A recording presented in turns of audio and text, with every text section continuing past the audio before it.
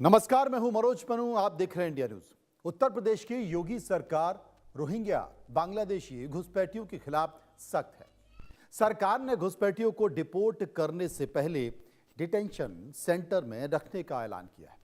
इसके लिए प्रदेश के अलग जिला और मंडलों में डिटेंशन सेंटर बनाए जा रहे हैं। इस क्रम में गोरखपुर के डिटेंशन सेंटर की तस्वीरें सामने आई हैं, जहां पर सिक्योरिटी के तगड़े इंतजाम किए गए हैं।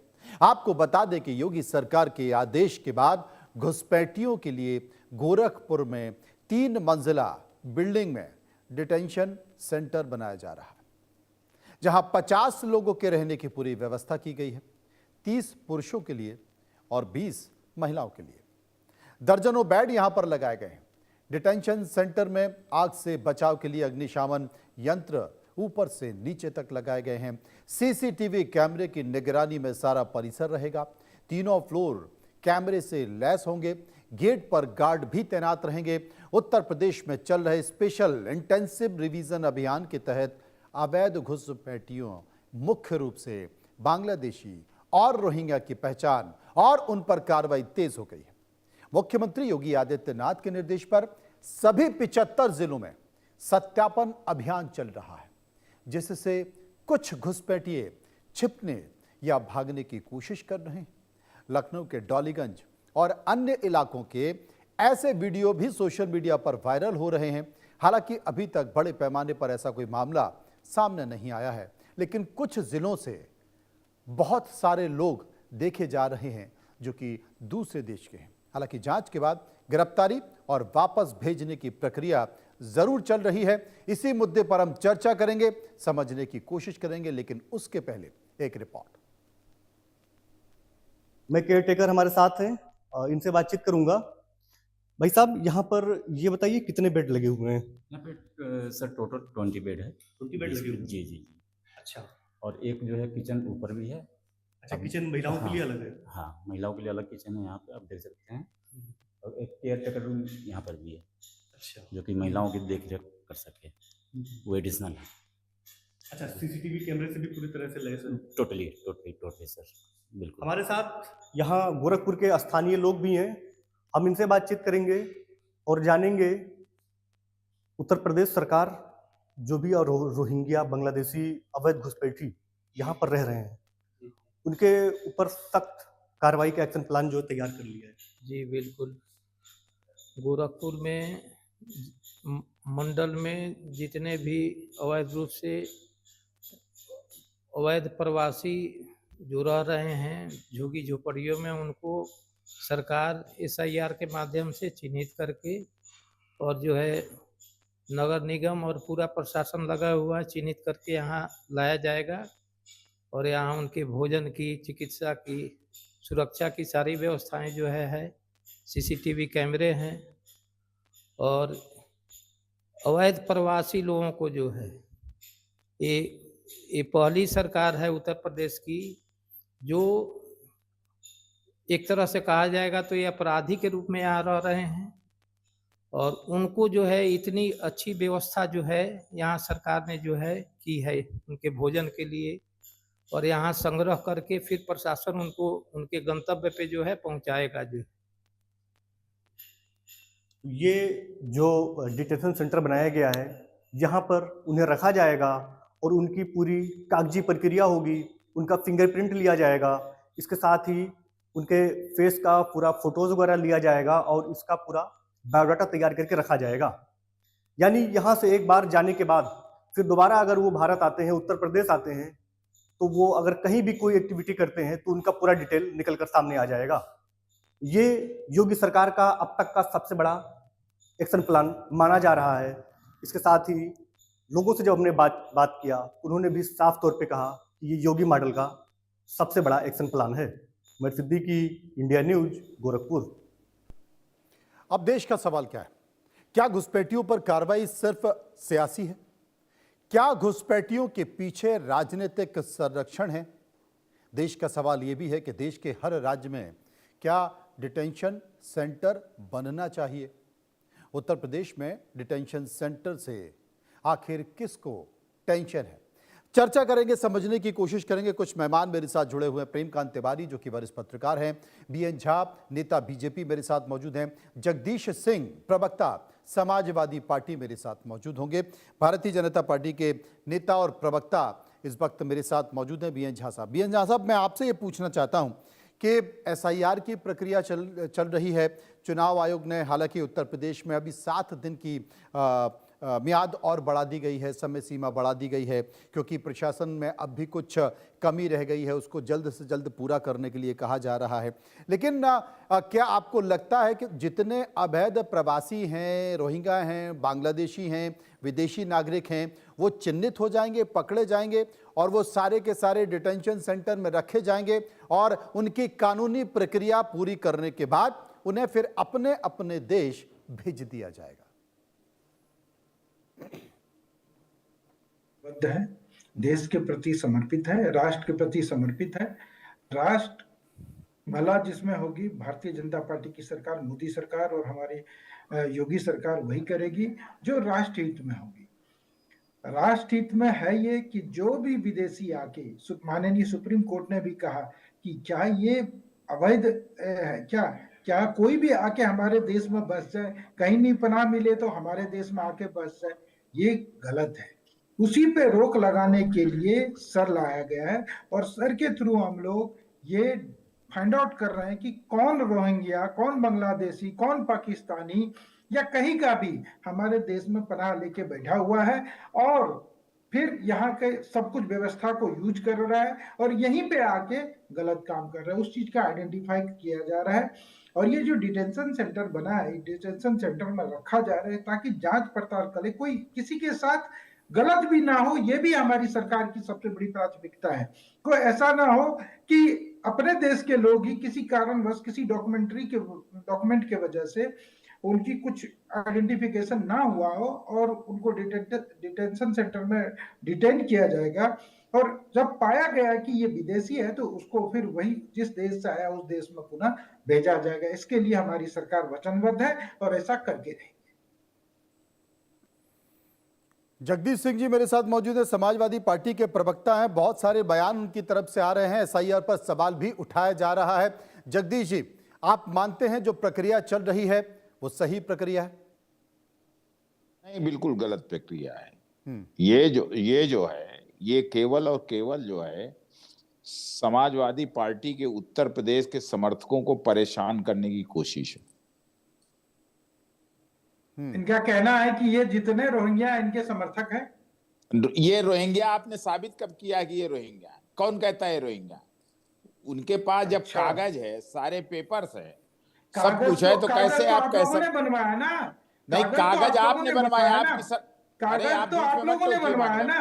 कागज तो जब आपकी केंद्र सरकार थी आपने मान्यता दे दिया कि कोई भी निगम पार्षद, कोई भी विधायक, कोई भी सांसद अगर लिख के दे दे अरे तो उसका आप आधार बीच कार्ड में बन मत जाएगा टोकिए भाई, और आप आधार अपने कार्ड के टाइम बेस बोलिए। पे फिर वोटर आईडी यही साबित कर दो कि कागज हमने बनवाए हैं। वोट बैंक बनवा लिया आपने। यही साबित कर दो उस ना चीज कि पे कागज जांच हो रही है तो पेट में दर्द क्यों हो रहा है? अगर जांच हो रही है तो आपके अखिलेश जी को पेट में दर्द क्यों हो रहा है? ये लाल टोपी वाले को दर्द क्यों हो रहा है? जगदीश जी, समाजवादी पार्टी के समर्थक हैं। झा साहब एक मिनट। जगदीश जी, मैं ये जानना चाह रहा हूं, इस देश में अगर कोई विदेशी नागरिक है, इस देश में अगर कोई घुसपैठिया है, इस देश में अगर कोई रोहिंग्या है, तो क्या उसे चिन्हित होना चाहिए?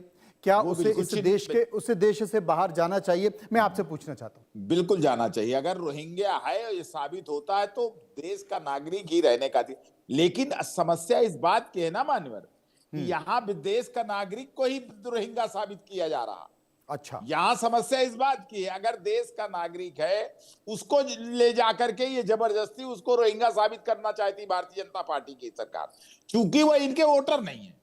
अगर जिस तरह से उत्तर प्रदेश में 2024 में हारे हैं 256 विधानसभाओं में, तो इनका जो है मनोज जी, इनका केवल ये इसीलिए ये तड़फड़ाए हुए किस तरह से हम उन विधानसभाओं में जीत करके पुनः अपनी सरकार।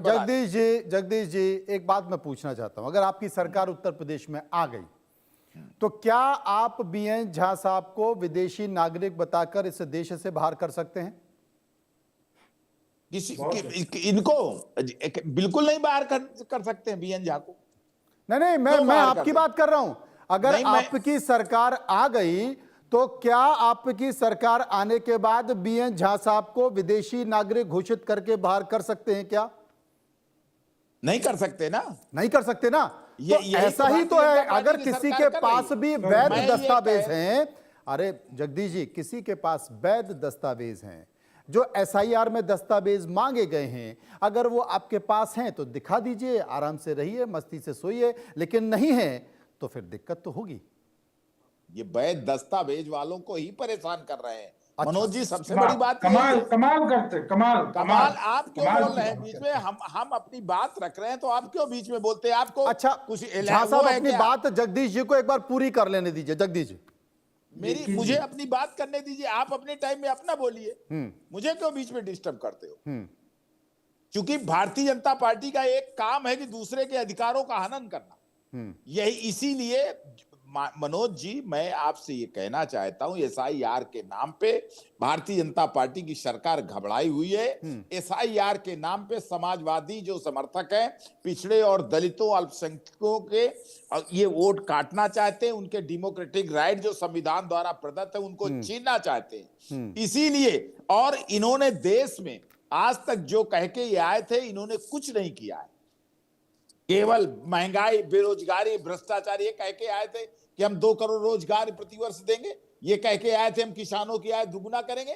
आज किसान का हाल ये है कि खाद के लिए बेहाल है, लाठी खा रहा है, और धान उसका खरीदा नहीं जा रहा, पैदा हुए मिनिमम सपोर्ट प्राइस उसको नहीं मिल रहा। इतनी मेहनत के बाद धान पैदा करता है। मैं स्वयं किसान हूं मनोज जी।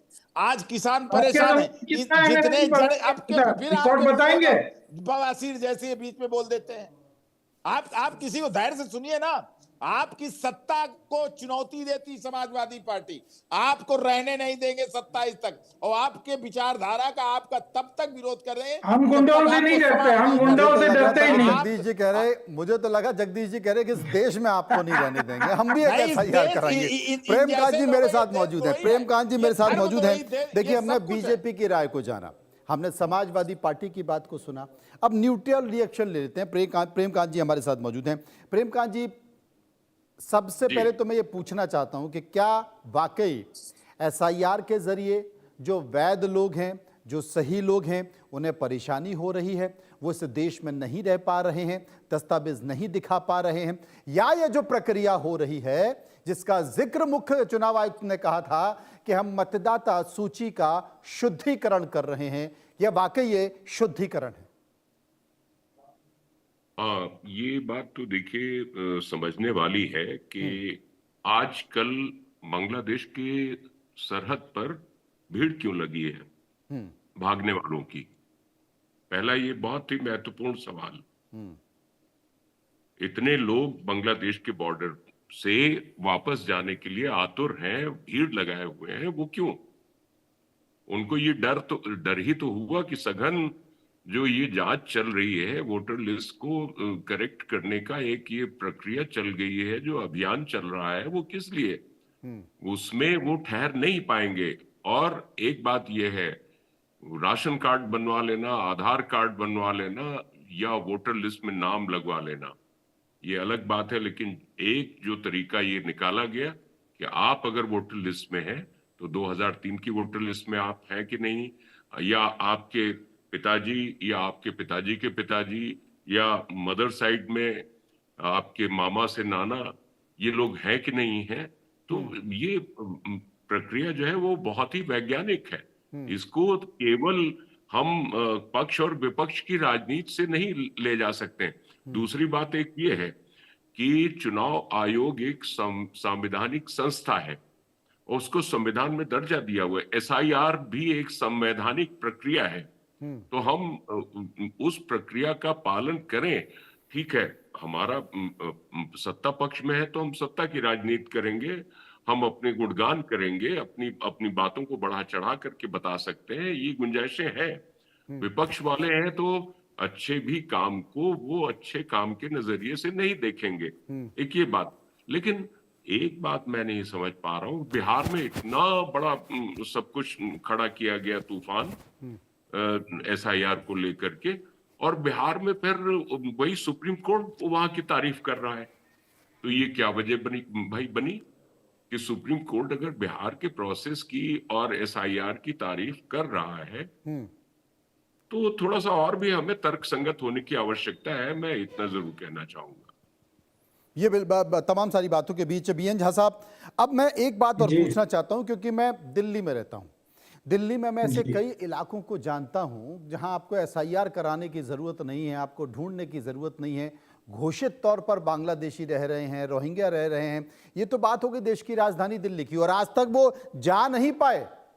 भले ही आम आदमी पार्टी के समय पर यह मुद्दा बनाने की कोशिश की गई हो, चुनाव में ये चर्चा करने की कोशिश की हो, आज भी वहीं रह रहे हैं और बड़े आराम से रह रहे हैं। ये तो बात हो गई देश की राजधानी दिल्ली की।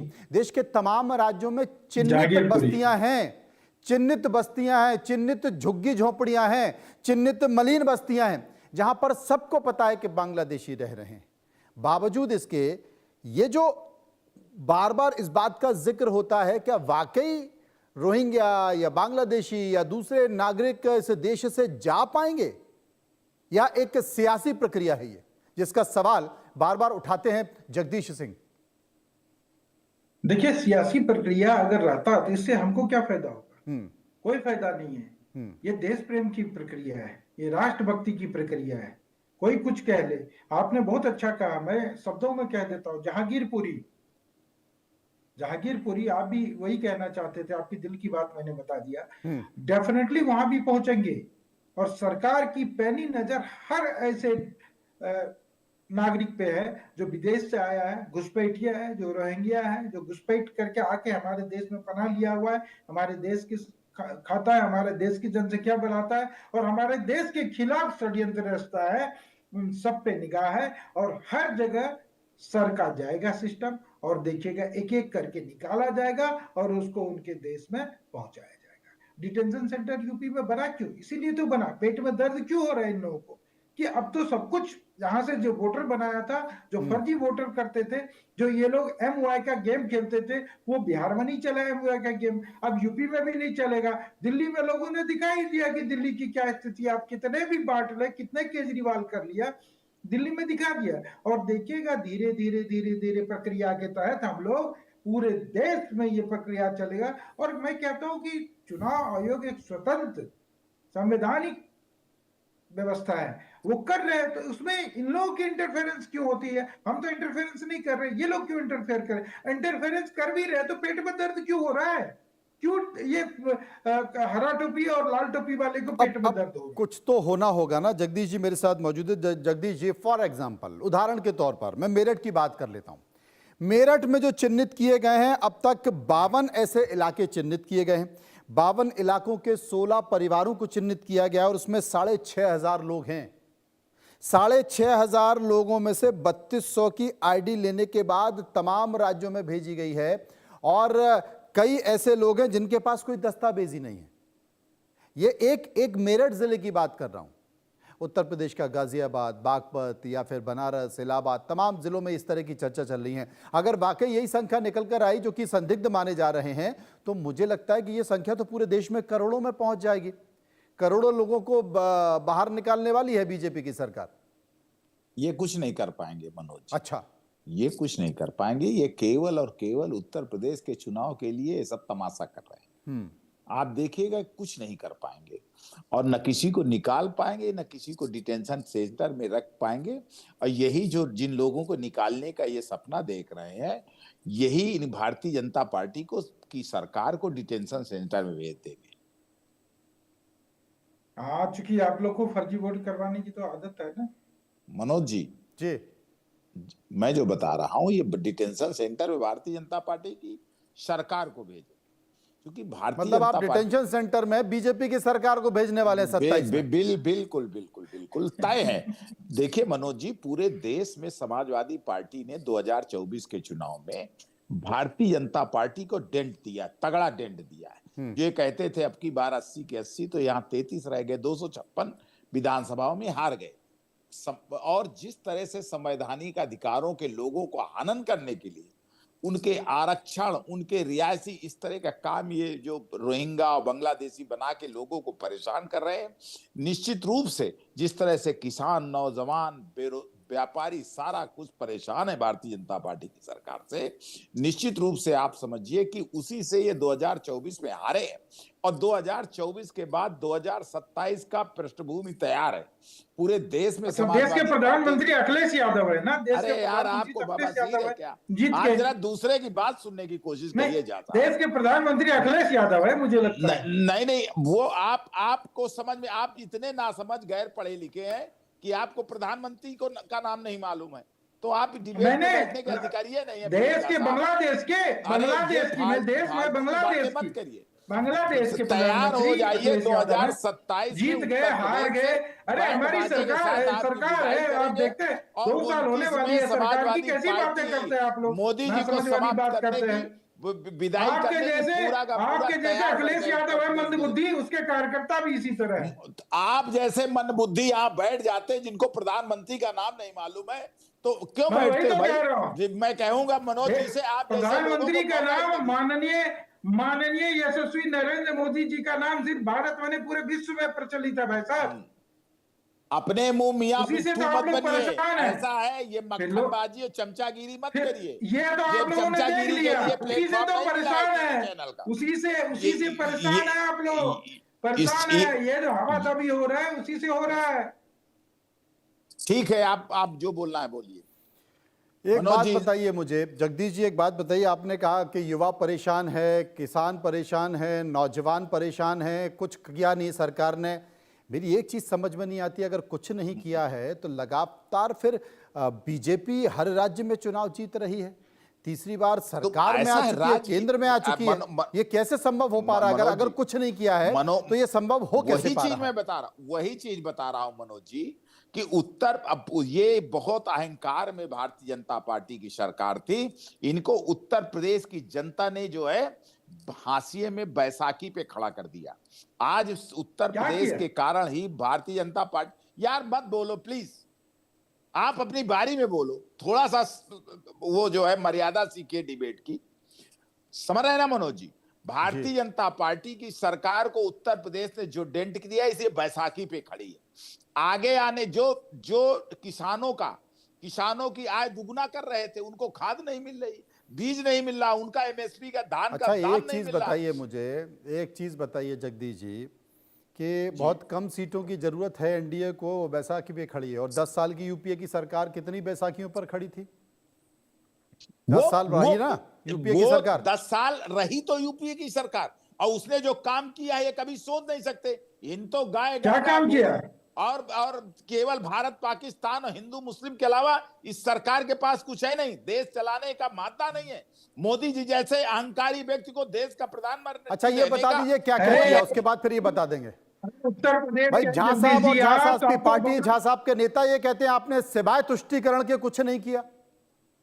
ऐसा है, अरे इनको तो गौरव करना चाहिए कि इनके राज्य में श्री राम राज्य जो 500 ये पूछ हमसे रहे, जरा मंदिर बनाया गया, इन सबको तो शर्म आना चाहिए समाजवादी पार्टी के लोगों को कि यूपी में इतना भव्य कर दिया कि इन्होंने सपनों में जिनको इन्होंने मारा था, जो कार सेवक को इन्होंने मारा था, उस कार सेवक का बलिदान से आज यूपी में राम मंदिर है। हम गौरव करते हैं, जय श्री राम करते हैं, और इन सबको भी करना चाहिए। अयोध्या में हरा दिया, वही राम जी ने तुमको श्राप दिया, तुम्हारी बेईमानी का श्राप दिया है कि आज अयोध्या में आप हार गए। अभी विधानसभा में पता चल गया ना, अभी विधानसभा के चुनाव में पता चला ना, चित्रकूट और अयोध्या में हार गए। कोई बात नहीं, 2029 में सपना देख लेना, बनारस है, 2029 में सपना देखा जगदीश जी। ऐसा है मनोज जी, इनसे और पूछ लो जो कुछ है, और बक लो जो जितना बकना है आपको, जो बिना तथ्य के आप बोलते हो। जा साहब पता नहीं आपको पार्टी का प्रवक्ता किसने बना दिया है कि आपको डिबेट की मर्यादा नहीं मालूम। अब एक्चुअली आप लोग परेशान हैं तो इस तरह के वक्तव्य कर सकते हैं, मुझे पता है। मनोज जी इनसे और कुछ पूछ लीजिए, ये अपना अनर्गल प्रलाप कर लें। अरे 29 में आपको उत्तर प्रदेश की जनता ठिकाने से बैठाल देगी। जो 1984 में जो 2 थे आप ना, 2 पे पहुंच जाओगे। वही हंसरोना है आपका। 32 में फिर 2014 दोहराएंगे, यूपी में भगवा लहराएंगे, चिंता ना करें। प्रेमकांत जी मेरे साथ मौजूद हैं। प्रेमकांत जी, झा साहब की अपनी बातें हैं, जगदीश जी की अपनी बातें हैं, लेकिन इन बातों के इर्द गिर्द जो माहौल इस देश में बन रहा है, वो आपको लगता है, जिसका आरोप जगदीश जी लगा रहे हैं कि भाई हिंदू मुस्लिम और इसी के इर्द गिर्द राष्ट्रीयता और राष्ट्रीयता की चाशनी के साथ साथ सत्ता को फायदा होना, क्या ये वाकई ऐसा है, या ये वो तमाम प्रक्रिया हैं जो होनी थी और सत्ता के कारण या वोट बैंक के कारण नहीं हो पाई, जिन्हें अब किया जा रहा है? कुल मिलाकर के मनोज जी, मैं तो ये महसूस करता हूँ, देखिए पक्ष और विपक्ष के लोग ये तो आपस के अपने आरोप प्रत्यारोप में अपने को फंसाए, वो अलग बात है। मैं तो एक बात ये कहूंगा कि जो काम हो रहा है, देखिए ये तो काम पहले भी होता रहा है, SIR जैसी चीजें तो पहले भी होती रही। और अगर डिटेंशन सेंटर बनाए गए हैं, इसी मुद्दे पे तो बहस है आज की, तो डिटेंशन सेंटर अगर उन लोगों को बिल्कुल बुरे हाल में नहीं रखना है और डिपोर्ट करने के पहले डिटेंशन सेंटर बनाए गए हैं, तो ये देखना है कि कितने लोग उन डिटेंशन सेंटर्स, कितनी संख्या में लोग ऐसे पाए जाते हैं जिनको डिटेंशन सेंटर में रखा जाएगा, एक बात है जी। दूसरी ये है, अगर भाई ऐसे रखे गए हैं डिटेंशन सेंटर जहां पर कम से कम उनको खाने पीने की सुविधा दी जाएगी, सुरक्षा दी जाएगी, स्वास्थ्य की सुविधा देखी जाएगी, ये सब सारी चीजें हैं, सम्मान पूर्वक उनको उनके देश भेज दिया जाएगा, तो इसमें बुराई कुछ नहीं है। एक बात ये है, SIR जो भी होती है उसमें सीधी सी बात एक ये है कि कोई अवैध व्यक्ति मतदाता सूची में आ न पाए, जुड़ न जाए, कोई भी ऐसा व्यक्ति छूट न जाए जो सही है मतदाता के रूप में। SIR से क्या प्रॉब्लम है, क्या हो सकती प्रॉब्लम? और एक बात हम अब फिर दोबारा कह रहे हैं कि इस SIR को, सघन पुनरीक्षण को आप जब सुप्रीम कोर्ट तक में ले गए, सुप्रीम कोर्ट तक की निगरानी में ये बात रही है, तो ज्यादा परेशान होने की जरूरत नहीं है। आप राजनीति के खूब बढ़िया शोशेबाजी कीजिए, पक्ष भी करे, सत्ता पक्ष भी करे, विपक्ष भी करे, कोई दिक्कत नहीं है उससे, आप अपने करते रहिए। लेकिन एक बात हम आपको बता दें, आप लोग एक दूसरे को तो जवाब दे सकते हैं, झा साहब जगदीश जी को जवाब दे सकते हैं, जगदीश जी झा साहब को जवाब दे सकते हैं जी, लेकिन जनता हमसे और आपसे भी ज्यादा वो समझदार है, वो क्या परसेप्शन लेती है, आपका नैरेटिव उसके गले उतरता है कि नहीं उतरता है, ये ज्यादा महत्वपूर्ण है।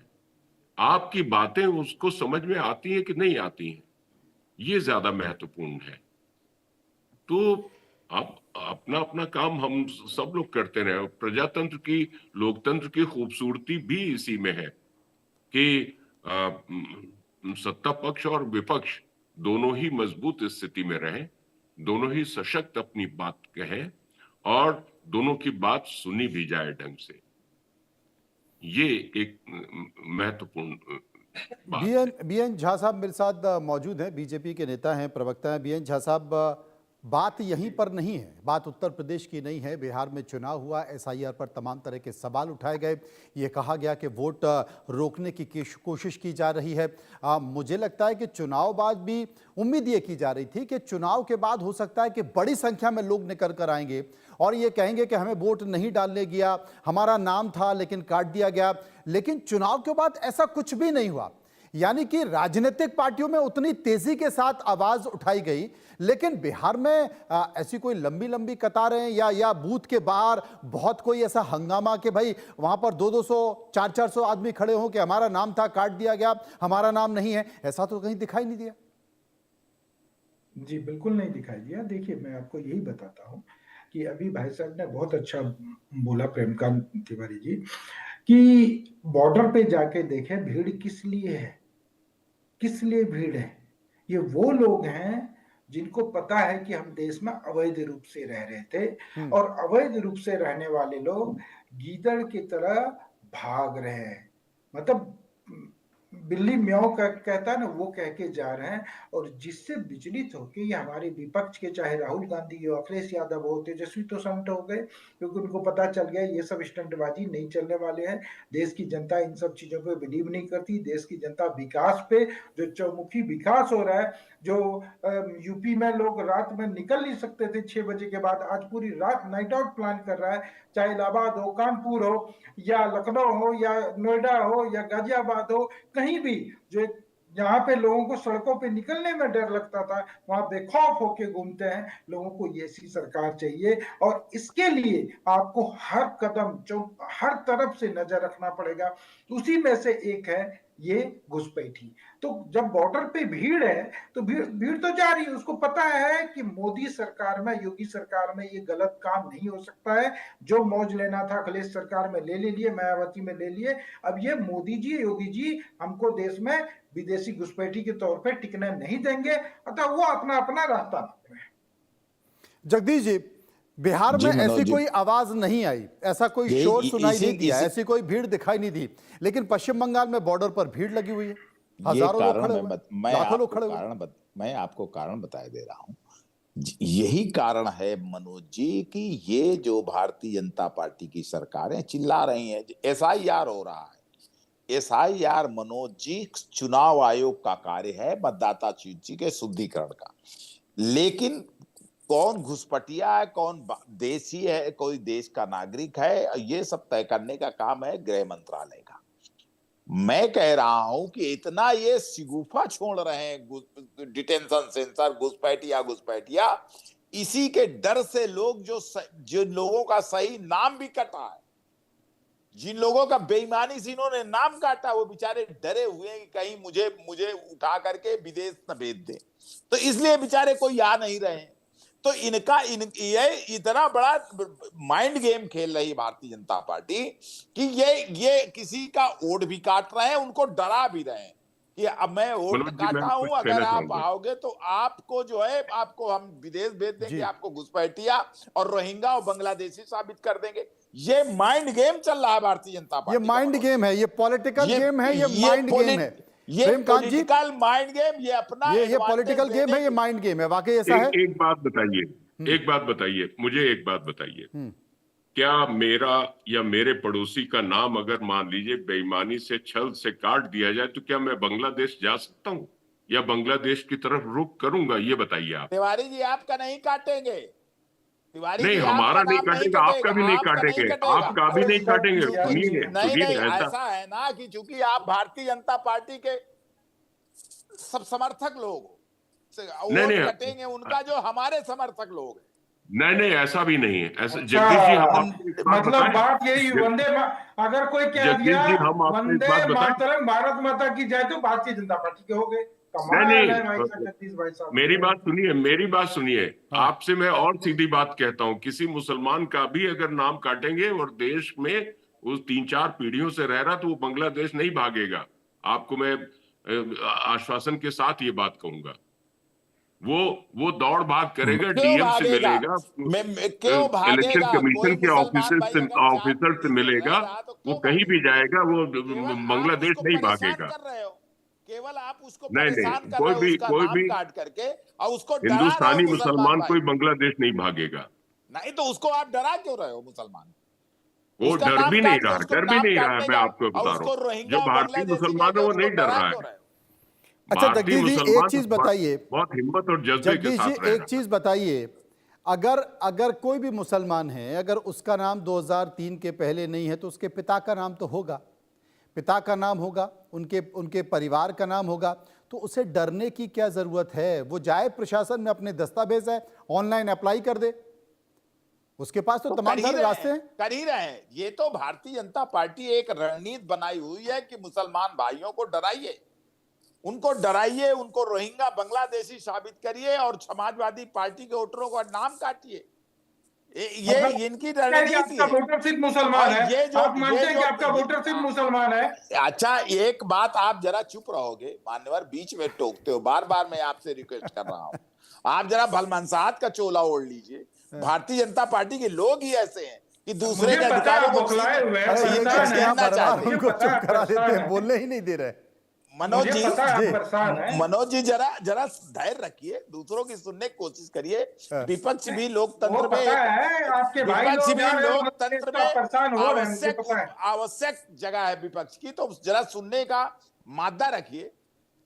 मैं ये कह रहा था मनोज जी, ये जी। डिरेल कर देते, ये जो है क्या पूछा था, फिर से जरा दोहरा दीजिए। आपने हुआ? क्या पूछा था मुझसे? हैं? ये डिरेल कर दिए, जरा क्या पूछे थे आप, जरा दोहरा दीजिए, आपने क्या पूछा अच्छा, आप था? सवाल ही भूल गए। जी, ये भाई जी, जी। झा साहब बड़ा डिस्टर्ब कर रहे हैं आप, सवाल ही भूल जा रहे झा हैं। साहब- जगदीश झा जी साहब- सवाल ही भूल जा रहे हैं। अब आप झा बताइए, सवाल जब भूल जाएंगे तो अरे, वोटर लिस्ट कहाँ याद रहेगी इनके उनको? दिमाग में एक्चुअली घूम रहा है कि ये जो रोहिंग्या ये घुसपैठी वोटर बनाए थे बड़ी मेहनत से, हाँ। अब तो वो विदा हो रहे हैं इस देश से, तो परेशान है बेचारा का। जगदीश जी कोई बात नहीं, अपने देशवासियों से प्यार कीजिए, वो भी अपना ही वोटर है, अपने देशवासी से प्यार कीजिए, वो अपना देश का आप पे कुर्बानी देंगे। ये रोहिंग्या से, जैन साहब, ये झा साहब जब बोल दोस्ती लीजिएगा मत कीजिए। बताइएगा।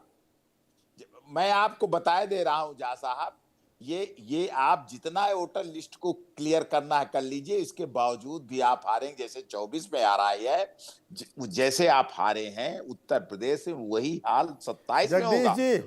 जगदीश जी, जैसे बीएन झा साहब ने डिरेल कर दिया ना, आप भूल ही गए कि सवाल क्या पूछा था। ऐसे ये पूरे चुनाव की तैयारी डिरेल कर देंगे आपकी एसआईआर के जरिए। अरे बहुत बड़ा दल है, ऐसा है ना मनोज जी, हमारा बहुत बड़ा दल, कार्यकर्ता- एकमात्र हमारे नेता। तो कार्यकर्ता- मनोज जी, ये मैं बड़ी गंभीरता के साथ कहना चाहता हूं, मैं जरा झा साहब सुन लीजिए, बड़ी गंभीरता के साथ कहना हूं, आदरणीय अखिलेश यादव जी इस देश के इतने बड़े नेता हैं, इतने महान नेता हैं कि आज पूरी भारतीय जनता पार्टी उन्हीं के, जो विश्व की सबसे बड़ी पार्टी कहती, उन्हीं के अगल बगल घूमती है और हरा नहीं पाई उत्तर प्रदेश में।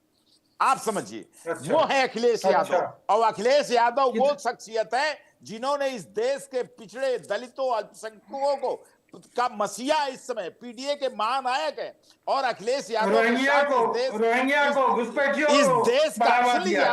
अब झा साहब सुनिए ना, इस देश का दलित पिछड़ा, उनके भारतीय जनता पार्टी कटोरा लेकर के भाग रही है, कहीं कुछ मिलने वाला नहीं।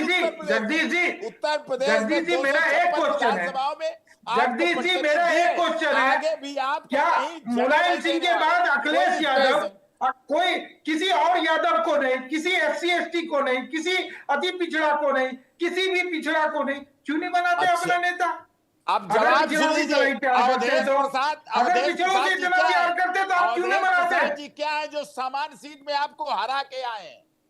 मैं कह रहा हूँ, अखिलेश यादव छोड़ दीजिए ना। क्यों अखिलेश यादव? क्यों अखिलेश यादव? मेरा क्वेश्चन है, क्यों अखिलेश यादव? मेरा यादव है, क्यों अखिलेश यादव? अरे अयोध्या में श्री राम जी आपको आशीर्वाद देंगे, चिंता मत कीजिए। 2027 में 2029 में राम जी बढ़िया से आशीर्वाद देंगे, चिंता मत कीजिए। आप लोग ये कास्टिज्म देश को जो बांटने की, देश को जाति पे बांटने की जो कोशिश कर रहा है, नहीं बटेगा देश, नहीं बटेगा, बटेगा तो कटेगा, देश नहीं बटेगा, देश नहीं बटेगा। अब क्या बटेगा और क्या कटेगा, इसके लिए तो इंतजार करना पड़ेगा। लेकिन फिलहाल उत्तर प्रदेश में डिटेंशन सेंटर की तैयारी हो गई है। देखते हैं कि ऐसा